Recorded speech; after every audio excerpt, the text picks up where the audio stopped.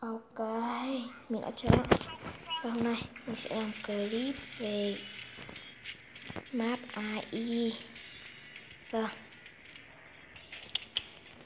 Ở đây mình đi cùng bạn nhé. Thành viên này. Cà về. Rồi. Điên cuồng.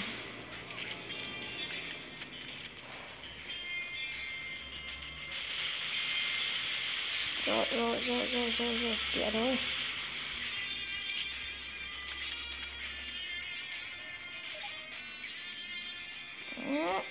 Mình đây đi không biết khó hay dễ.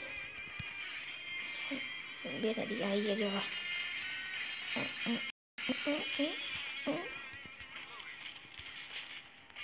Khẩu này thầy đã án này.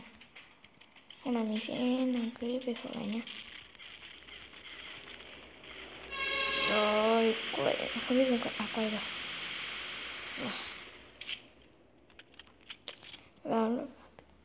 Vào đã ván thứ 12 rồi.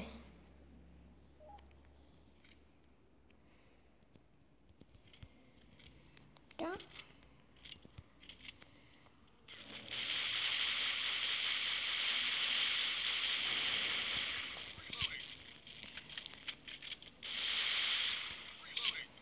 Rồi.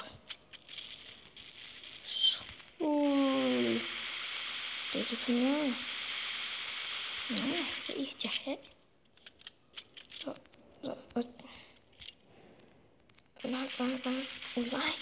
Ui, em bắn 40 tiết rồi mà các bạn. Các bạn có thấy kinh khủng không? Kinh khủng. Để hôm nào mình sẽ làm clip. Không mang được hộp đạn nữa rồi. Rồi. Đừng như thằng nắng nữa. Rồi. Thằng kia cầm xúc cầm trên kia bắn kinh nữa. Ôi trời.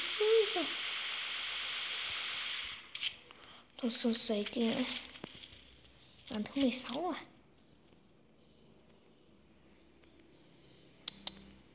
Striker.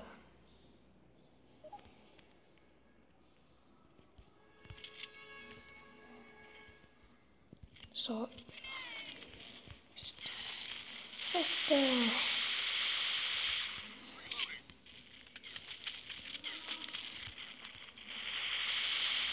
Đừng.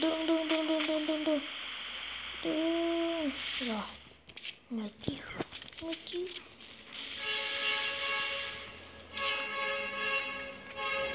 Sao xong. Chịu rớt 18 rồi kìa. Rồi. Cũng khá lâu rồi mình vẫn chưa làm clip. Hôm nay mình sẽ làm lại cho các bạn.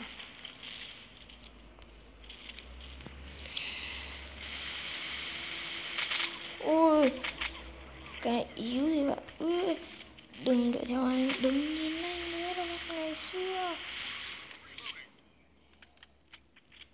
Đó còn là em mất rồi.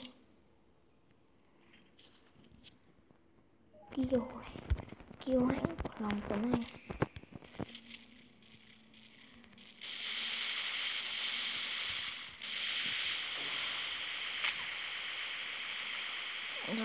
Rồi. Quá là phơ đến tận vô đích rồi.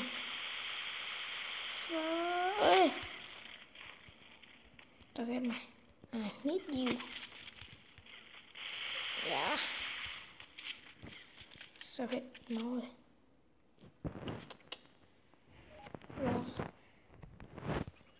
What the fuck.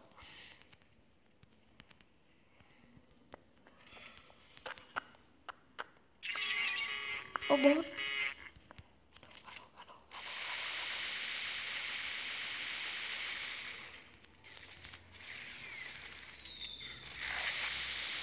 Rồi ui bốt rồi.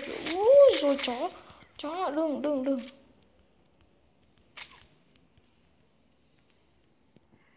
Chó đừng cắn anh. Chó điên này. Còn đi chó. cái luôn.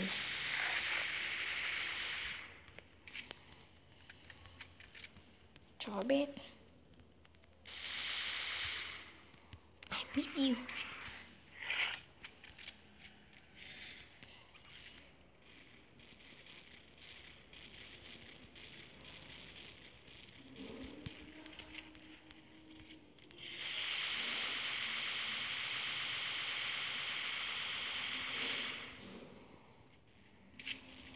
I miss you.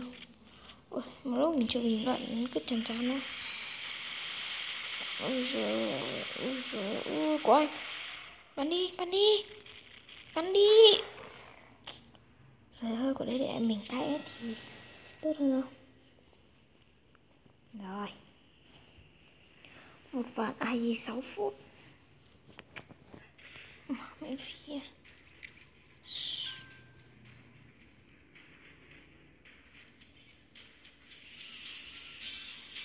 Có chơi được không? Thôi nhá.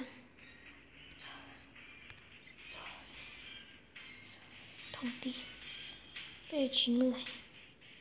Rồi. Bạn thấy cái gì chưa? Thông tin Striker. Rồi. Mình có lúc này sẽ làm thêm một mạng nữa đầu rank.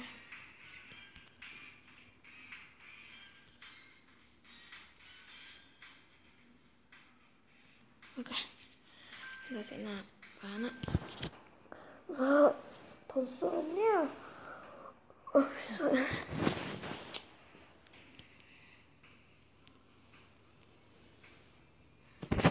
Trời. Nhìn nào. Mình sẽ gặp lại các bạn khi vào được phòng nha.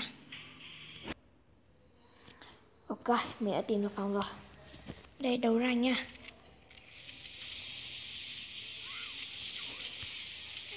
Rồi.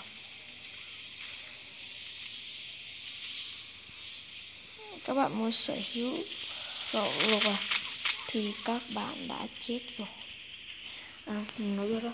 Các bạn muốn sở hữu được khẩu lục đấy, các bạn kích lên VIP 5 và các bạn chi ra 58 kim cương như đấy để mua cái đấy, để tiện mình dạy cho.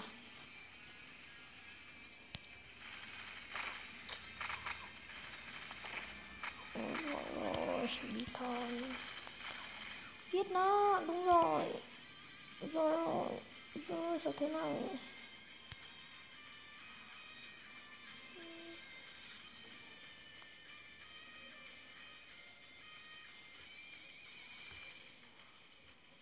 Kìa, nó đâu kia kìa, đằng sau mày. Đừng.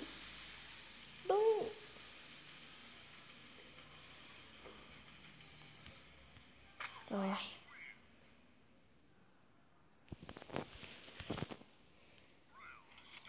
Này, khẩu lồ này, nhìn nó cũng khá đẹp. Không giật. Thế đạn, tốc độ thế đạn mắc bạt thờ.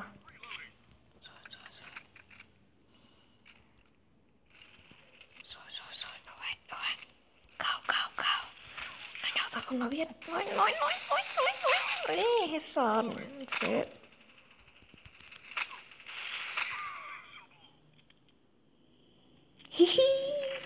Chết rồi. Bây giờ là 1-1.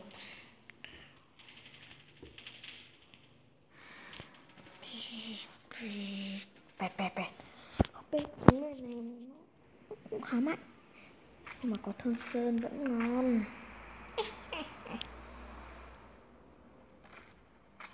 Chết rồi. Sao bắn lại con thua đây này.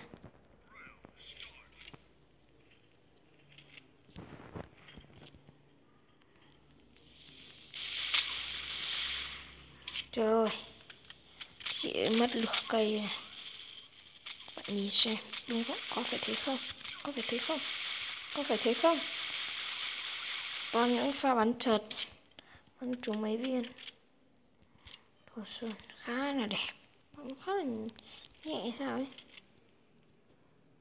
Để mình test thử độ giật nhé. Ôi, không giật.